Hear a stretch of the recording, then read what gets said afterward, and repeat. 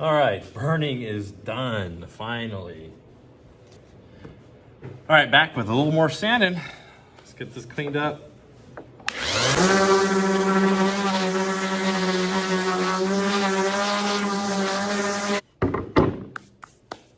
All right, sanded up pretty well. I'm gonna go ahead and clean it up a little bit more with a little bit of water, get some of the rest of that ash off of there, and then we'll start putting some finish on. But before I forget, kind of get in here a little bit. Right, feels good. I actually like it. It turns out really nice. So, just a little bit of water here. I'm gonna clean this up. Kind of bring out the color of what the finish is gonna get it looking like.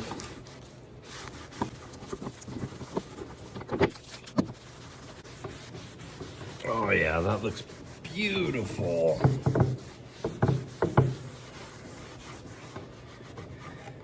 I know most of the time I'm more of a natural wood. Natural looks beautiful.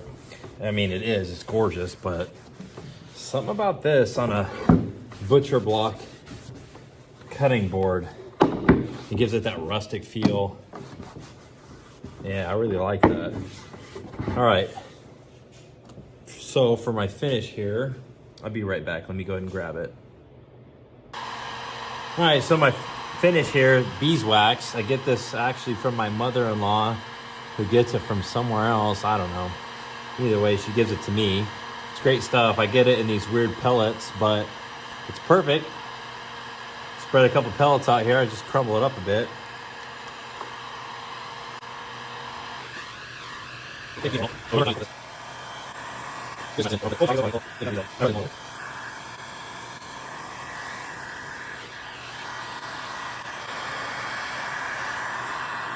Man, that beeswax smells good.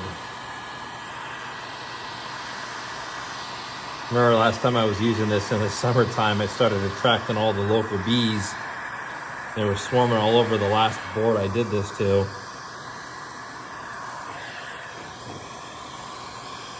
All right, now we really got it melting in here.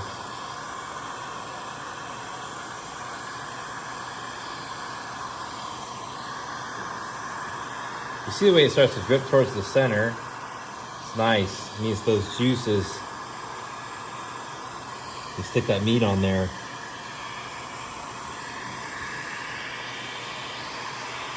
You gotta cool up with the meat.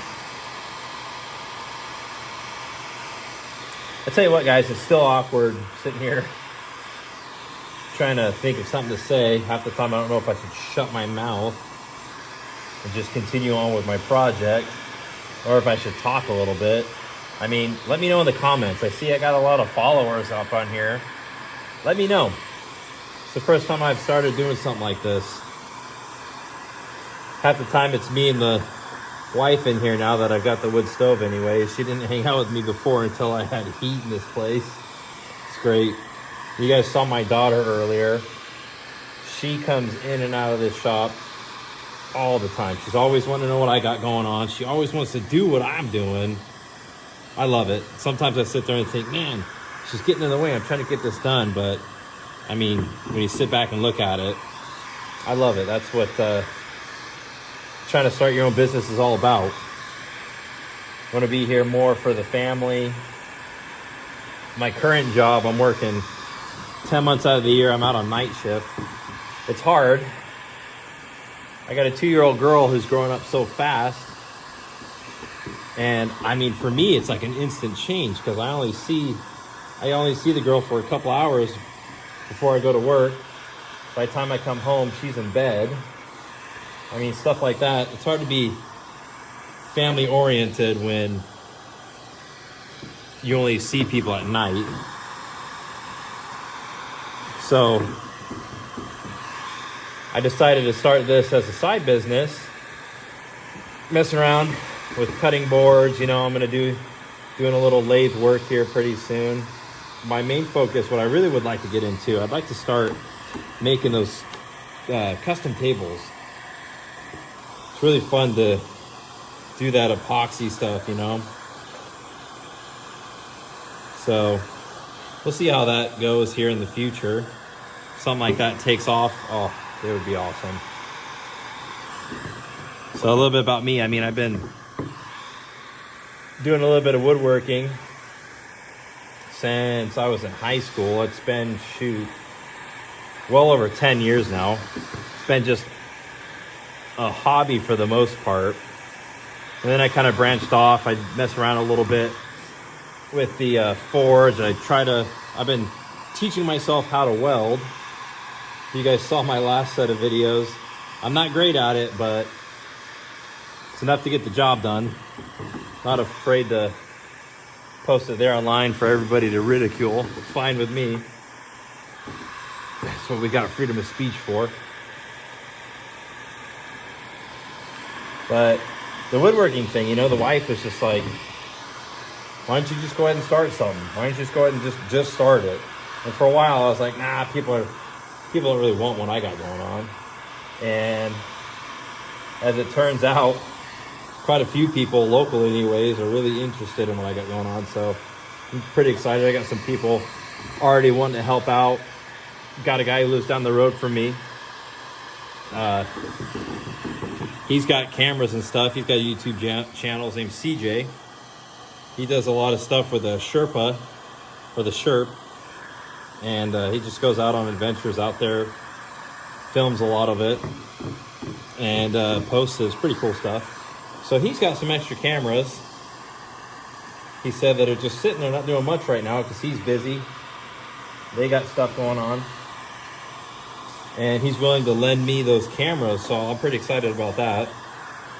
I got a lot of people out here locally that have been telling me that they've got sawmills, you know. Hey, if you got a log, whatever, I got a sawmill. So it's pretty awesome to see the amount of people that are out here wanting to help me out. You guys are actually sitting up on a tripod finally, because one of my friends here locally watches my videos and just picks one up at the store for me. It's pretty awesome. So it's cool to see all the support. And now that I've rambled on enough, this is looking gorgeous. I know I keep saying gorgeous, but shoot, I like it. It looks really good. Looks old. Looks like it's been used for a while, you know? Kind of like what I like about the butcher block stuff. I really like carving in on them, because if you look at old butcher blocks from, you know, long time ago, they were well used. Butcher blocks are normally 3 feet thick, and as you cut into them and over the years, all you have to do is sand them down, cut them square again, and you're good to go. And they were meant to be an item to be passed down, you know. So it's cool I have someone out here who is interested in getting one. I know it's not a traditional style butcher block table, but a butcher block cutting board nonetheless. Oh, that's looking really nice.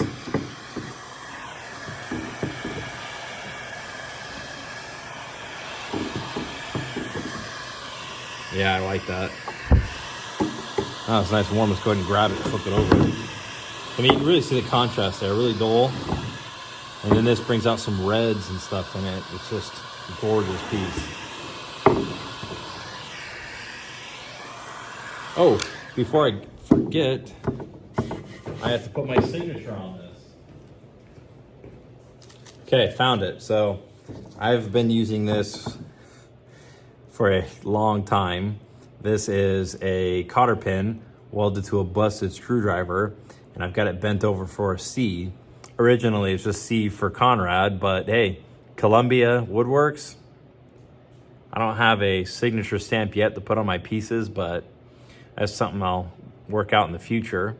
For now, well, I mean, for over the last however many years I've had this now, this is what I use to sign my piece.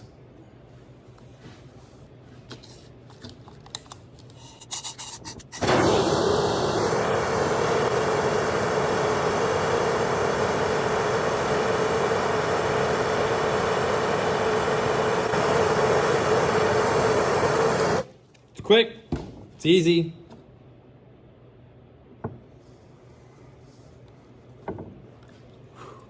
Just like that. Now, I just have to remember to put this in a place it's not going to catch anything on fire.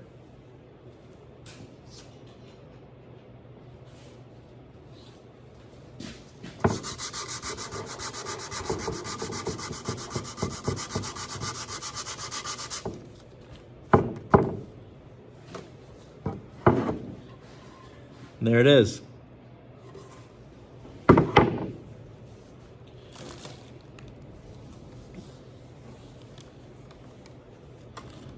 All right, this time, if I don't burn my fingers, I know it's very time consuming to watch me sit there and let all this stuff get tacky enough to stick.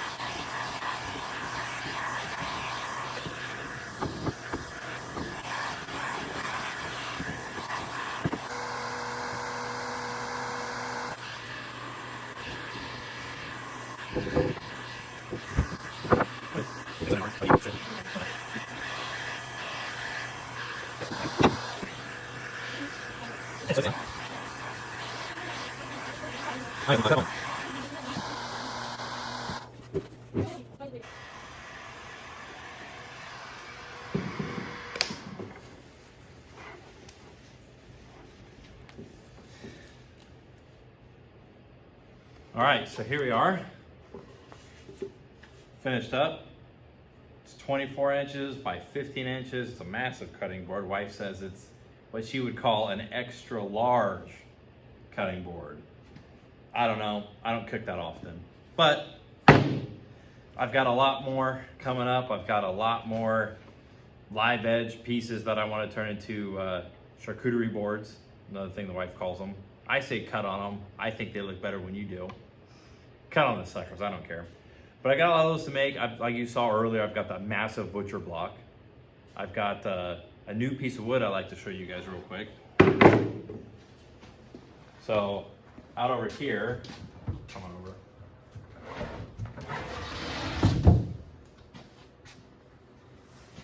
Got this nice piece of white fir. I don't remember exactly what it is, but looks great. I don't know if I'm going to cut it, flip it, do a river table out of it, or leave it as it is. I don't know. What would you guys like to see? I need to practice that epoxy more, so I mean, if not, it gives me a chance to do bow ties for the split that's in here. So other than that, you know, thanks for watching. Stay tuned. I got a lot more coming.